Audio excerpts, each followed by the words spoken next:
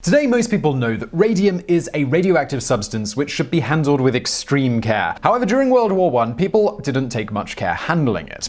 The most tragic tale of this carefree early approach to radium is the story of the Radium Girls, a group of unsuspecting factory workers who found out about the dangers of the element they were handling the hard way. This is their terrifying story. Radium the material. Chemistry and physics legends Marie and Pierre Curie discovered radium in 1898. At first, the highly radioactive material was difficult to extract, and there were only minuscule amounts available, and the Curies became extremely wary about the stuff after suffering multiple radiation burns from handling it. In fact, the Curie's apprentice Sabin von Sotrotsky once heard Pierre say that he would not care to trust himself in a room with a kilo of pure radium, as it would burn all the skin off his body, destroy his eyesight, and probably kill him. In 1913, von Sochotsky and another physician called George Willis experimented with radium and created a luminous radium-based paint that made things glow in the dark. Little would they know it, but this paint would go on to destroy hundreds and possibly even thousands of lives. Radium as a beauty and health product. Von Sochotsky and Willis were extremely familiar with radium's dangers. In fact, von Sochotsky once hacked off one of his fingers when it had become tainted with the radioactive element. Unfortunately for the Radium Girls, the information about the material's danger was largely unavailable to anyone outside the scientific community. Because it had been successfully used to treat cancer in the early days, people had started to think of it as some sort of all-healing superdrug. The media praised radium as a miracle substance with no negative side effects, and people were ingesting elixirs containing trace amounts of it daily, much like you'd take vitamin pills. Radium was viewed as a cure for arthritis and other ailments, and it was featured in all sorts of products from cosmetics and toothpaste to jockstraps and lingerie, and it was even put in food and drink. In hindsight, the latter was particularly dangerous because ingested radium behaves much like calcium and it goes right into your bones. And do remember this nasty factoid because it's going to become very important in a minute. The Radium Girls emerge. A paint that glows in the dark proved to be excellent for manufacturing things like glow-in-the-dark watches for military use, and military need was urgent because World War I was raging. To capitalize on this demand, von Sochotsky and Willis founded the US Radium Corporation in 1917 to join other similar companies that had been operating since 1916. The 100-plus workers of the company's plant extracted and purified radium from carnonite ore and mixed the special radium paint that the company called Undark. They then hand-painted this paint onto watches. The Radium Corporation was an excellent workplace for a lady, so it seemed. The job was paid well and it was comparatively easy, and the company liked to employ young women because their delicate, dexterous hands made the work easier. As a result, the company was a very desirable employer for a while. Poor precautions and planning. While the company's founders certainly knew their way around radium, and it was generally known that the element could potentially be hazardous in large amounts, no one bothered to inform the Radium Girls about the risks. The workers were assured that the glowing liquid they were working with was extremely safe, despite the fact that managers of the Radium Product Corporation habitually wore protective clothing. Indeed, the ones in the Radium Corporation had heavy lead aprons and only handled the radium with ivory tongs. Meanwhile, the women worked with zero protection, painting the clocks and mixing the paint from radium dust, adhesive, and water. The plant was so full of radium dust that it landed everywhere and made everything and everyone shine with otherworldly light. To make matters worse, the company taught the workers to paint the watch dials with a special lip dip paint routine. The painters used a lip pointing technique where they sharpened their brush to a sharp point with their mouth in order to conserve paint. And do you remember what I said earlier about radium paint being incredibly dangerous? Well, these women did it on a daily basis for years, just so the company could cut costs. The glowing goddesses. The Radium Girls never really worried about putting radium-tainted brushes in their mouths. After all the magazines and newspapers told them that radium was healthy, and the supervisors assured them that the paint was perfectly safe.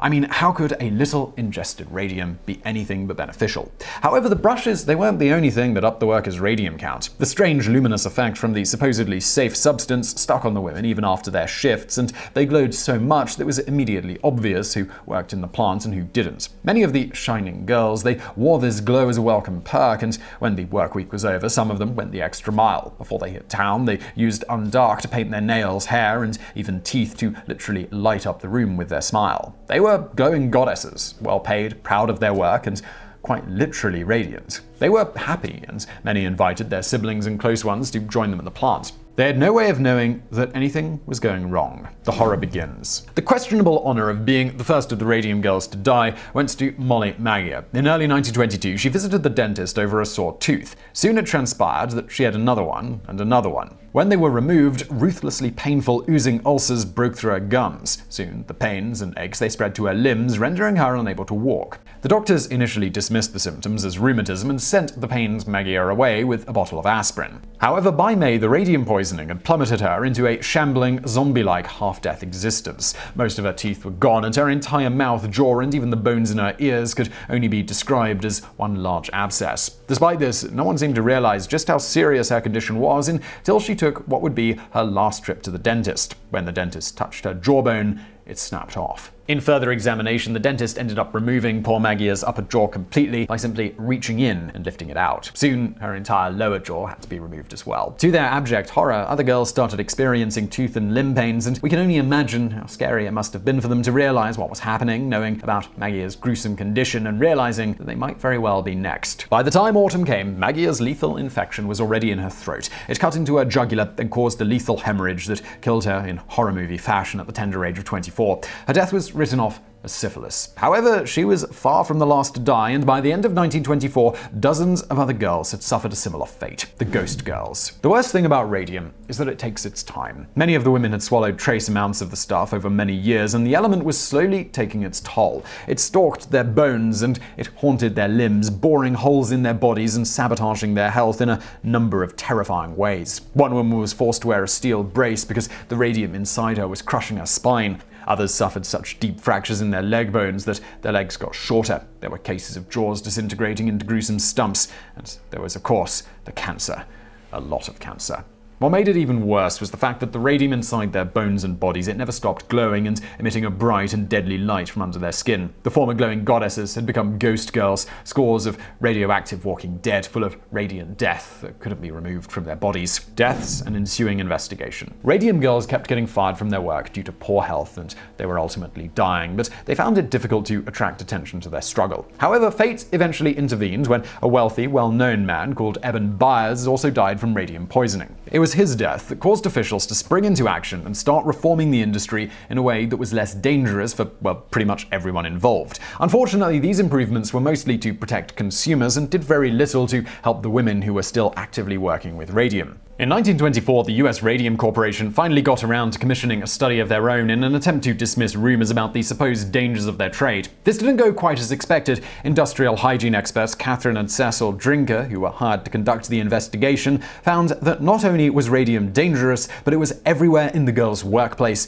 and when they changed clothes, it got to their entire body. The Drinkers concluded without doubt that radium was the cause of all the health troubles, and although the US Radium Corporation did its level best to present the findings in a light that was more favorable to them, the pressure, it was mounting, taking down big business. Some of the Radium Girls sued the company, which adamantly denied any and all connections between the mounting deaths and their product. When studies linking the two started to pop up, the US Radium Company even bribed scientists to create other studies that showed radium was safe for the workers. Still, while von Sochotsky and Willis had decided that their workers were running some sort of con against their company to finance their medical bills, the Radium Girls pushed on. They were armed with nothing but the knowledge that they were right. Eventually, they started gaining valuable allies. Famed pathologist Harrison Martland started looking into the case in 1925, and after examining the remains of poor Molly Magyar and other dead Radium Girls, she discovered they showed no symptoms of syphilis. This was their most common official cause of death. Even Martland's newfound evidence didn't seem like it was enough to take down the radium industry, though. The case was so complicated and the radium industry was so powerful that almost every attorney turned the case down, thinking it was a no-win situation.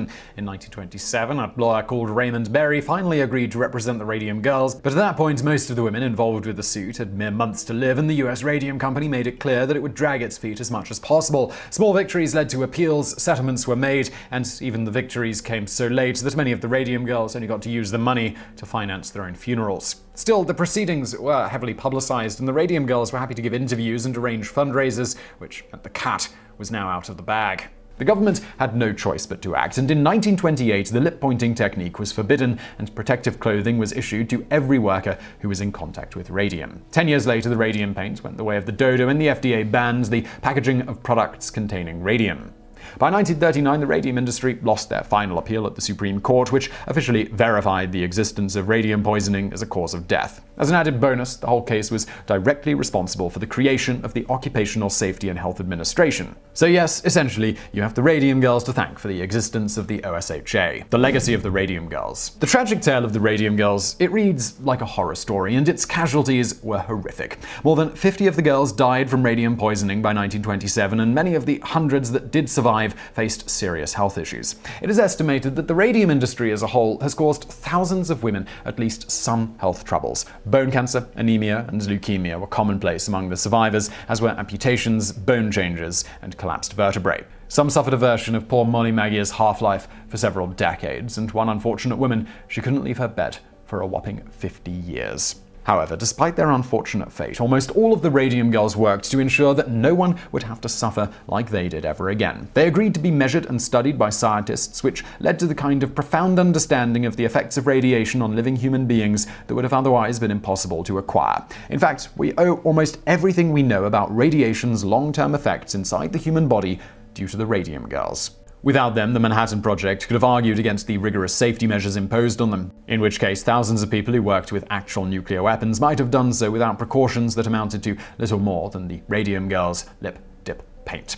Without the research on them, it's possible that President John F. Kennedy would not have signed the 1963 International Limited Test Ban Treaty, which prohibited atomic tests. In fact, the tragedy of the Radium Girls is directly responsible for the strict regulation of all forms of industries involving radiation. The radium industry, however, took a little more time to go down. While the radium companies did take massive hits from them, radium paint, it was banned in 1938, and the world started moving away from the delights of radium by the time World War II was over. However, the last of the luminous processing plants, it wasn't closed down until 1978. Inside, its radiation levels were 1,666 times higher than allowed. So I'm not going to ask if you enjoyed that video, but I do hope you found this an interesting story. I know it's a slightly different format for us, so let us know what you thought of it in the comments below. Also, please do like this video, subscribe to this channel, hit that notification bell so you find out when we put out a new video. And as always, thank you for watching.